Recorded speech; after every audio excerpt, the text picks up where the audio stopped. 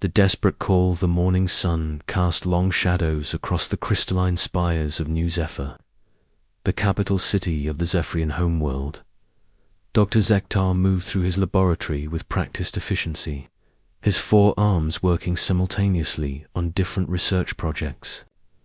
The Zephyrians had always been a peaceful species, their tall, graceful forms and luminescent skin reflecting their gentle nature. For 3,000 years, they had lived in harmony, advancing their understanding of the universe through science. An exploration.ze. Carter paused at his communication console, reviewing the daily reports from their deep space monitoring stations. The Zephyrian Empire stretched across 12 star systems, each world dedicated to different aspects of research and development. They had never encountered hostile alien life, considering themselves fortunate to exist in a peaceful corner of the galaxy. That morning changed everything. The first alarm came from the Outer Rim colonies. High Commander Veltara received the transmission in the military headquarters, her usually calm demeanor cracking as she listened to the panicked reports.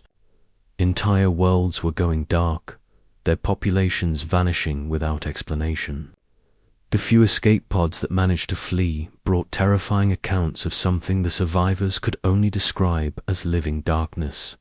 Within hours, 3 more colonies fell silent. The pattern was always the same. A massive dark cloud would appear at the edge of a star system, moving with impossible speed toward inhabited worlds. When it passed, nothing remained but empty planets, stripped of all life and resources. The survivors called it the Void Plague, a name that would soon spread fear throughout the galaxy. Zektar worked frantically in his laboratory, analyzing the limited data from the outer colonies. The readings made no sense according to known physics. The dark cloud seemed to absorb energy rather than emit it, creating holes in space-time itself. Whatever it was, it defied every scientific principle the Zephyrians understood. High Commander Veltara called an emergency council meeting. The greatest minds of the Zephyrian Empire gathered in the crystal chamber, their faces showing the strain of the crisis. The holographic display showed the Void Plague's path of destruction, a dark line cutting through their territory like a wound across the stars. Our defensive fleets are no match for this enemy, Veltara announced, her voice heavy with the weight of responsibility. Every weapon we've used passes through it harmlessly. Our energy shields actually seem to feed it, making it stronger. An elderly council member raised his hand. What about evacuation? We could relocate our population to the inner systems. The Void Plague moves faster than our fastest ships, Zektar replied, displaying his calculations. At its current rate of expansion, it will reach our homeworld in 47 days. We need help, but the nearest allied civilizations are months away. The council chamber fell silent. The Zephyrians had always relied on diplomacy and scientific cooperation, never developing the military might necessary for such a crisis. Their peaceful nature, which had served them well for millennia, now seemed like a fatal weakness. That night, Zektar remained in his laboratory, desperately searching for any solution. He expanded his search through the galactic databases, looking for any species that might have the technology or knowledge to help. Most civilizations were too far away or lacked the military capability to face such a threat. Then he found something unusual in the Deep Space Survey records. A small blue planet in a distant arm of the galaxy, marked with warnings that made him pause. The planet was classified as a Class X Deathworld, the highest danger rating possible. According to the records, it was covered in violent weather systems, active volcanic regions, and an atmosphere that would be toxic to most galactic species. What caught Zektoras's attention was not the danger rating, but the electromagnetic signatures. Coming from the planet's surface, the readings suggested advanced technology and a massive population. Somehow, an intelligent species had not only survived on this nightmarish world, but had thrived there. He spent hours analyzing the available data about Earth and its inhabitants. The humans, as they called themselves, had evolved in an environment that would kill most galactic species within minutes. Their planet experienced regular natural disasters that they had learned to survive and adapt to. Their physiology showed signs of extreme evolutionary pressure, resulting in remarkable resilience and adaptability. Most intriguing were the intercepted communications from Earth. The humans were constantly engaged in various conflicts, but not just with each other. They fought against their own planet's attempts to destroy them. Hurricanes, earthquakes, volcanic eruptions, and countless other natural disasters. Yet they continued to advance technologically and explore beyond their world. Zektar made a decision that would change the course of galactic history. He prepared a message using mathematical sequences that any intelligent species could decode. The message contained everything: their location, the threat they faced, their desperate need for help, and an offer of all their scientific knowledge. In exchange for assistance, the transmission required enormous energy, draining power from 3 research stations.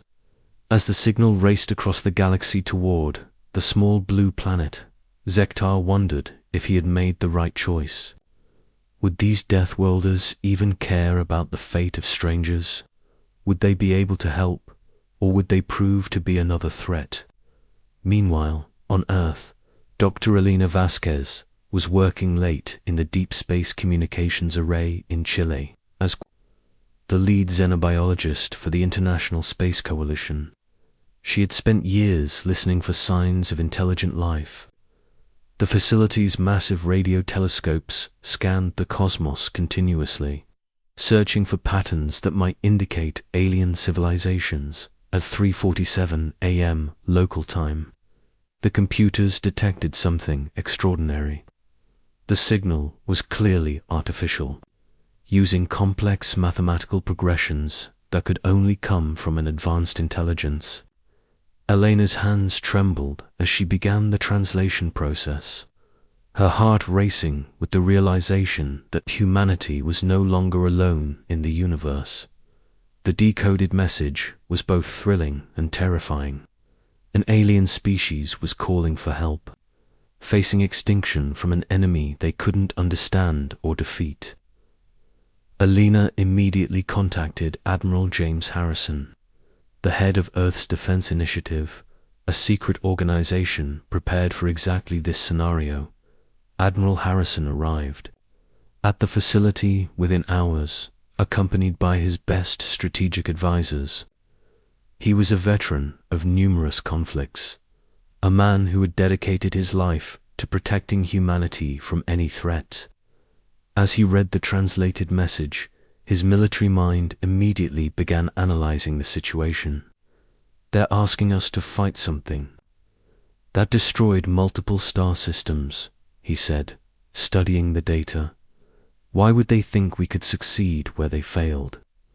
Dr. Vasquez pulled up the comparison charts she had been working on. "Admiral, look at their homeworld conditions compared to Earth. Their planet is a paradise, stable climate, no natural disasters, abundant resources. They evolved in comfort and safety. We evolved in constant danger." The implications were staggering. Humanity's harsh evolutionary path had created a species uniquely adapted for survival and warfare, where other civilizations saw impossible odds. Humans saw another challenge to overcome. Captain Sarah Chen was called from the Mars orbital station to lead humanity's first interstellar mission. She was known throughout the Space Force for her tactical brilliance and ability to remain calm under pressure. Her ship, The EU's Guardian was humanity's most advanced vessel, equipped with experimental technologies that had never been tested in real combat.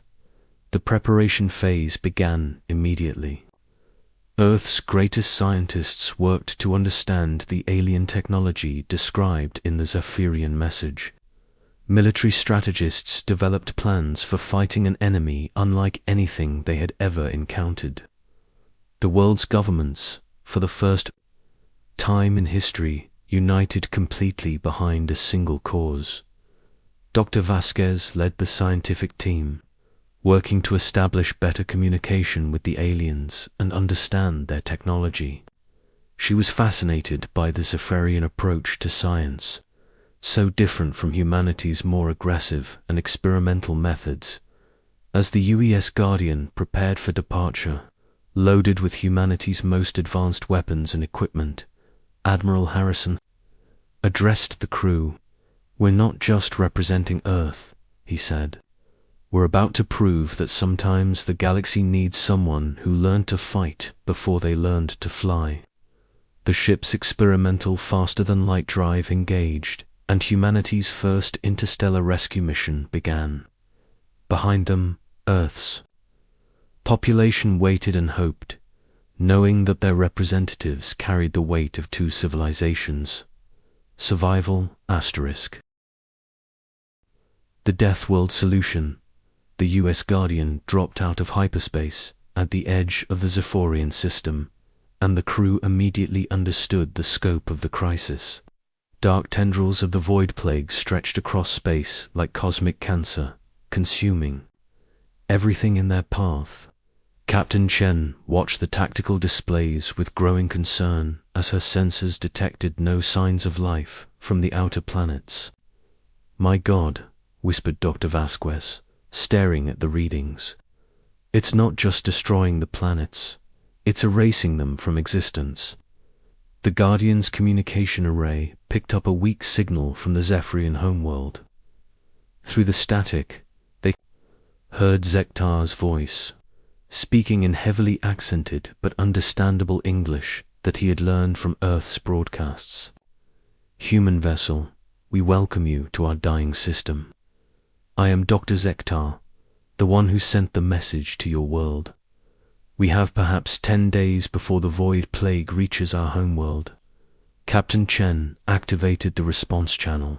"Dr. Zektar, this is Captain Sarah Chen of the Earth vessel Guardian. We're here to help, but we need to understand what we're fighting." The first meeting between humans and Zephyrians took place in orbit around New Zephyr. The Zephyrians were amazed by human physiology, their compact, muscular builds so different from the tall, graceful Zephyrian form. When Dr. Vasquez mentioned that Earth's gravity was nearly 3 times stronger than the Zephyrian homeworld, the aliens began to understand why humans had been chosen.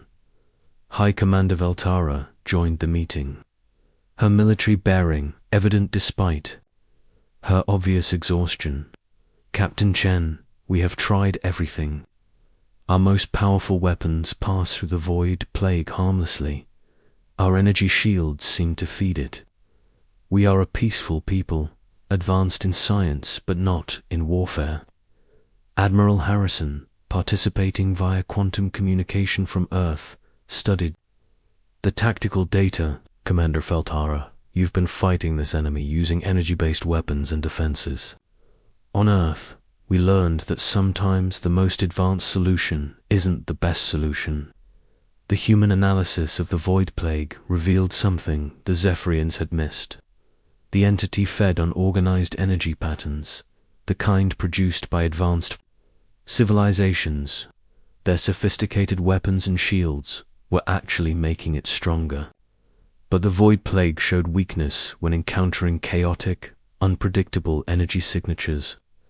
It's like a cosmic predator, Dr. Vasquez explained to the combined human Zephyrian science team. It's evolved to consume civilizations that follow predictable patterns. But humans don't follow patterns. We improvise, we adapt, we create chaos when necessary. Captain Chen worked with her tactical team to develop a strategy that played to humanity's strengths. Instead of trying to match the Void Plague's cosmic scale power, they would use Earth's approach, unpredictable attacks, guerrilla tactics, and weapons that created chaotic energy signatures. The plan was audacious and seemingly impossible. The Guardian would enter the Void Plague itself, using specially modified weapons designed to create maximum chaos rather than maximum damage. The ship's experimental shielding would emit random, chaotic energy patterns that the Void Plague couldn't easily absorb. "You're proposing to fly directly into the enemy?" Veltara asked, her large eyes wide with disbelief. "That's suicide." "On Earth, we call it Tuesday," Captain Chen replied with a grim smile. "Sometimes the only way through a problem is straight through it." The Zephyrians provided detailed scans of the Void Plague's structure, while the humans prepared their chaotic warfare approach. Dr. Vasquez worked with Zector to modify the Guardian's weapon systems, creating arms that would fire bursts of completely random energy instead of focused beams. As the Guardian prepared for its impossible mission, something unexpected happened.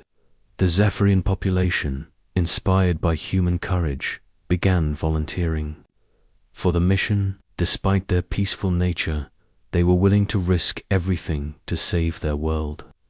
"We may not be warriors like you," Zector told Captain Chen, "but we can learn. Our science vessels will support your attack, creating additional chaos patterns to confuse the enemy." The combined fleet moved toward the approaching Void Plague. The entity seemed to sense their approach, its dark tendrils reaching out hungrily toward the organized military formation. That's when Captain Chen implemented the first phase of the human strategy. All ships break formation. Execute random movement patterns. No two vessels follow the same path. The organized fleet dissolved into apparent chaos, each ship moving in unpredictable directions. The Void Plague's tendrils, which had been reaching confidently toward the formation, suddenly hesitated. For the first time since the crisis began, the cosmic predator seemed uncertain. The Guardian dove directly into the heart of the Void Plague, its chaotic shields sparking with random energy. The ship's modified weapons fired bursts of pure chaos. Energy patterns so unpredictable that even the humans couldn't predict what they would do next. The effect was immediate. The Void Plague recoiled from the chaotic energy, its organized structure beginning to destabilize. The entity had evolved to consume predictable civilizations, but it had never encountered anything like humanity's deliberate chaos. "It's working," shouted Dr. Vasquez from the Guardian's science station. "The random energy patterns are disrupting its cohesion." The Zephyrian ships, following the human example, began firing their own modified chaotic weapons. The combined assault created a storm of unpredictable energy that the Void Plague couldn't absorb or defend against. But the entity was adaptive. It began changing its structure, trying to match the chaotic patterns. This is where humanity's greatest strength revealed itself. Their ability to constantly change tactics. Captain Chen ordered the fleet to switch strategies every few minutes. Just as the Void Plague began to adapt to one approach, the humans would try something completely different. Energy weapons became kinetic projectiles, which became explosive charges, which became electromagnetic pulses. The Void Plague, faced with an enemy that refused to follow any consistent pattern, began to break apart. Its dark tendrils dissolved into harmless cosmic dust, and the terrifying entity that had consumed worlds simply ceased to exist. In the aftermath, as the combined fleet celebrated their victory, the true significance of the encounter became clear. The Zephyrians had saved their civilization, But they had also discovered something remarkable about their new human allies. "Your species," Veltara said to Captain Chen, "fights like your planet, unpredictable, violent, but ultimately protective of life." Dr. Vasquez and Zektar worked together to establish formal diplomatic relations between Earth and the Zephyrian Empire. The aliens offered to share their advanced scientific knowledge, while humans provided military expertise and tactical training. The rescue mission became the foundation for humanity's entrance into galactic civilization. Word spread throughout the galaxy about the Deathworlders who had defeated the Void Plague through controlled chaos and tactical unpredictability. Other species, facing their own threats, began to seek Earth's help. Humanity discovered their unique evolutionary path had created something the galaxy desperately needed: a civilization that could face the impossible and find a way to win. As the Guardian prepared to return to Earth, Captain Chen looked back at the Zephyrian system, now safe from the Void Plague. The mission had proven that sometimes the galaxy's greatest threats required the galaxy's most unusual solutions. "Admiral," she reported to Earth, "mission accomplished, and I think we're going to be very busy from now on." The age of human guardianship had begun, and the galaxy would never be the same. Asterisk.